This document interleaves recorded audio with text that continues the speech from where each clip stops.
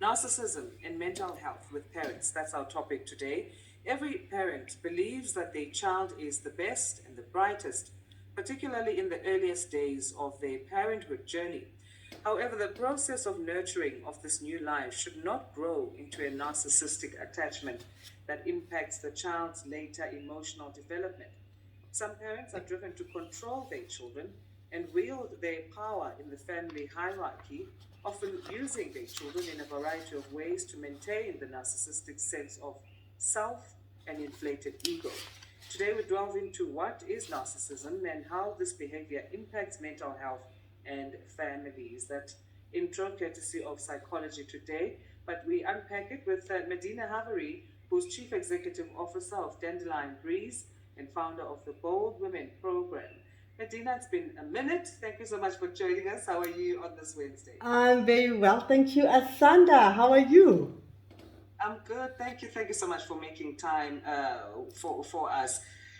And narcissism, I mean, getting that sense, we're saying in our introduction, I guess, as part of the definition, a sense of self and inflated ego, and some parents who are driven to control their children. But a narcissistic parent who may push their child into serving their own needs and not those of their child, how does that play out? How do we see it play itself out? You know, it's narcissism, if you just look at it, firstly, it's a personality disorder, right? And I don't believe people wake up and choose to be a narcissist.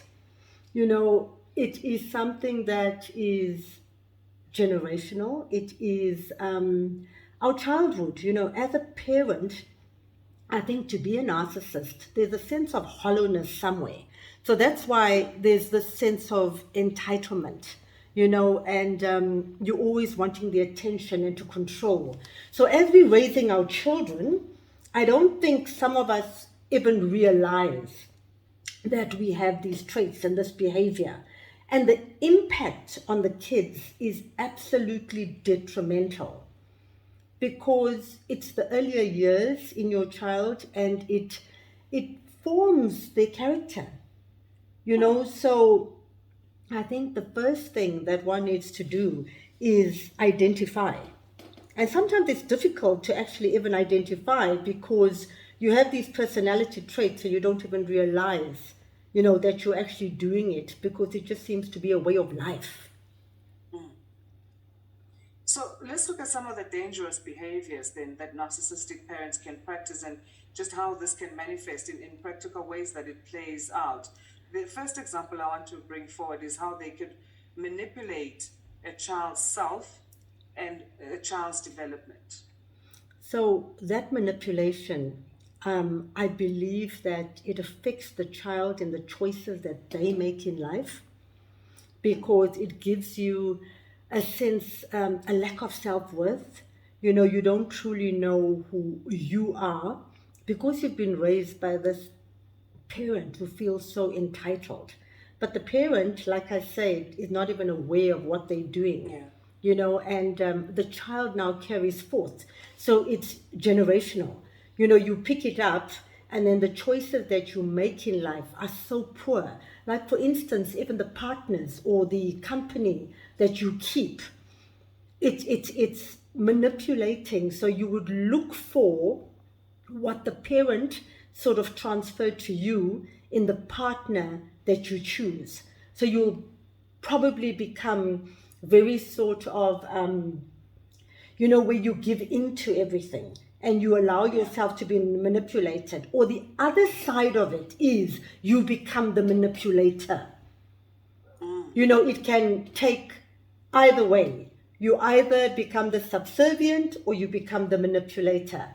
But I believe, Asanda, that acknowledgement, today we all need to become better versions of ourselves.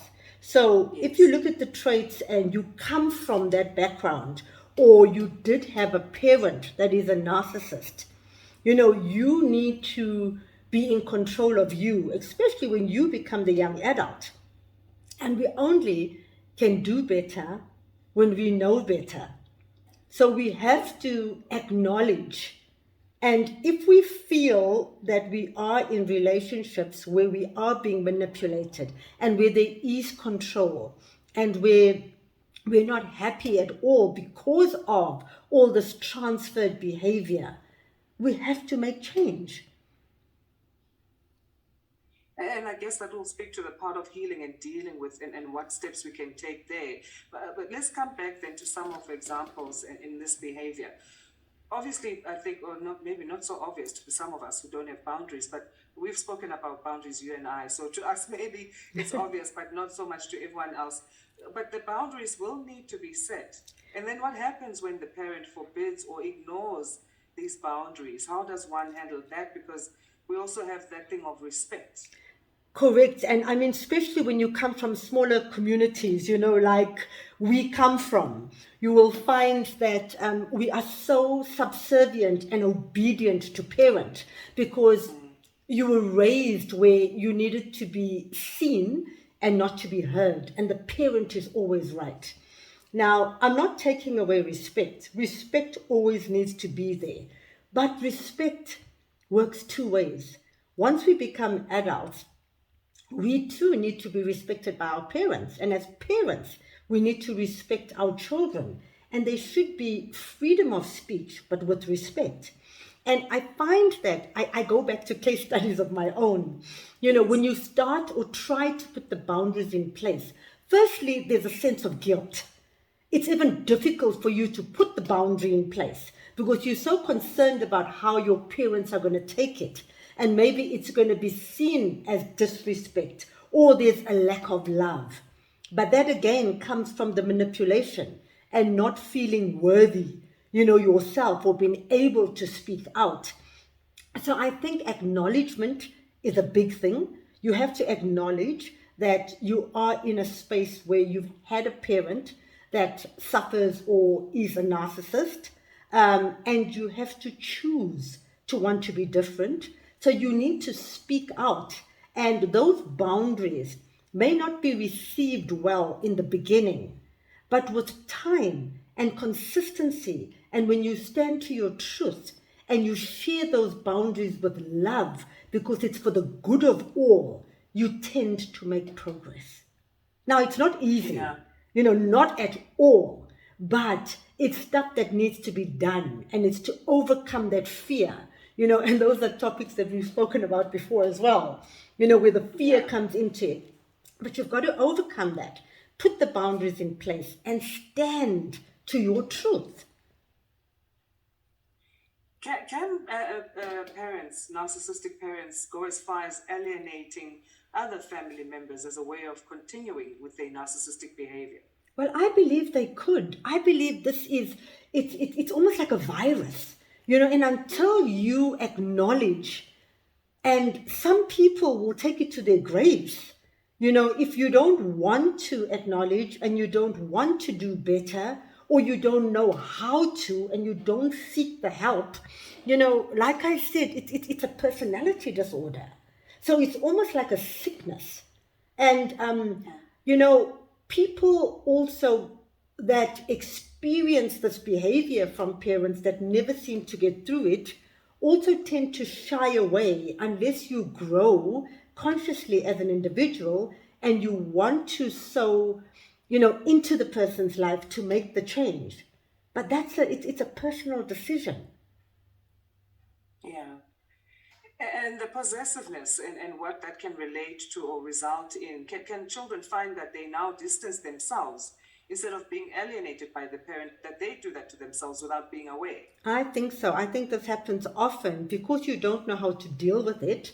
So you alienate yourself because a lot of people can't face fear. You're fearful and you battle to deal with confrontation. So you tend to alienate yourself because it's the easy route, rather than tackling things. Because sometimes when you're tackling things, again, it looks like you're being disrespectful and you don't want that confrontation. And a lot of parents, I believe, that suffer with the narcissism. You almost manipulate because you want to control due to the rejection that you might have felt yourself. Now, because of all of this, it's actually extremely sad, and the alienation can only add negatively.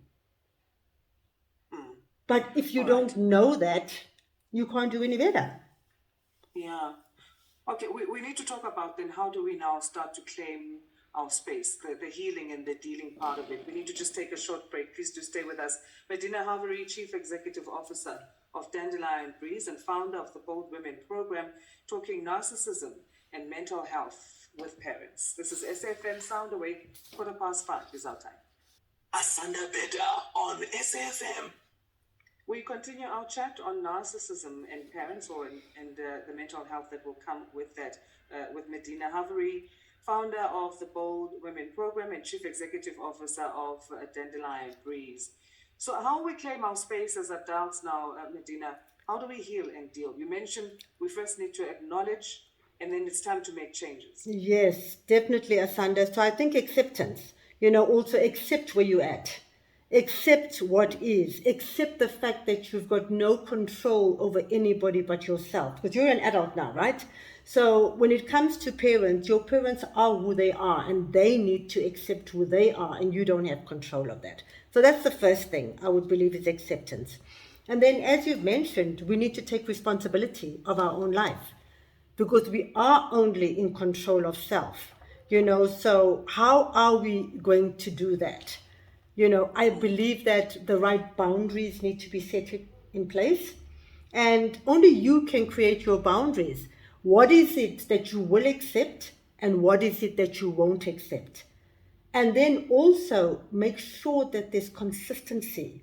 And when parents do try to cross those boundaries, you stand your ground and not allow yourself to feel guilty, because you've got to take care of self. You are now an adult. And there's support groups, and connect with like-minded people. Connect with people that support you, and just stand to your truth. I believe that limits have to be set. The relationships that you choose, try not to repeat what has taken place in your childhood so that you can grow rather than stay where you're at. And I think that you've always got to remind yourself, so often I look at me and I look at my aging parents and you feel so responsible, for where they're at. You feel responsible for their happiness, but then you end up depleting yourself. You are not responsible for our parents, and I think it's to overcome that. I mean, you still show love, you still show the respect, you still, your parents, there's so much gratitude to parents, but it needs to be reciprocated. You can't allow yourself to be manipulated. We have a question on Twitter from David Bingaman who says, what happens beyond feeling hopelessness, depression, and then grief? Will it need wisdom? So I guess there's two parts there: hopelessness and depression, what happens there, and then maybe the grief of after having lost the parent who was a narcissist.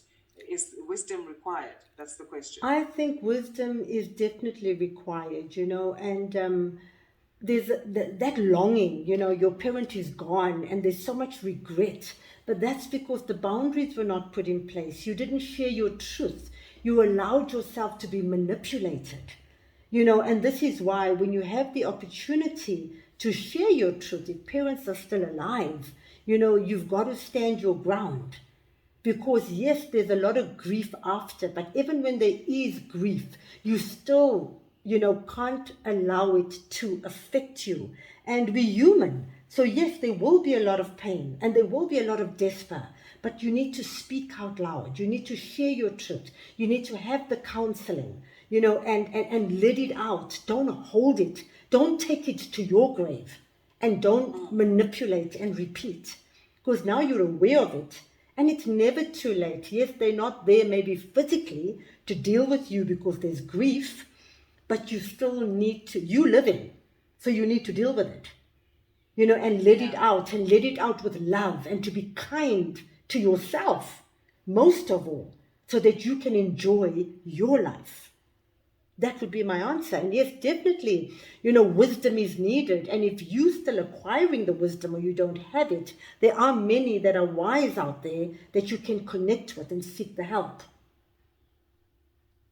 I wonder if maybe another layer to this question is the grief you feel of having lost yourself, and not necessarily a physical a grief. Oh, absolutely, Asanda. I think, there's such a pain on the inside.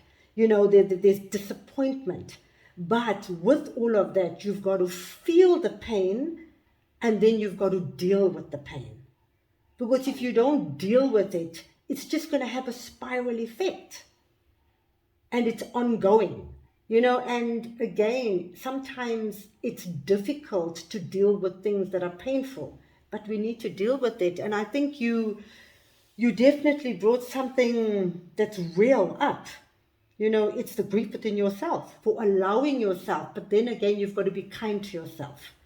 And so many of us are not kind to ourselves. We're always looking on the outside and we're not dealing with the inside.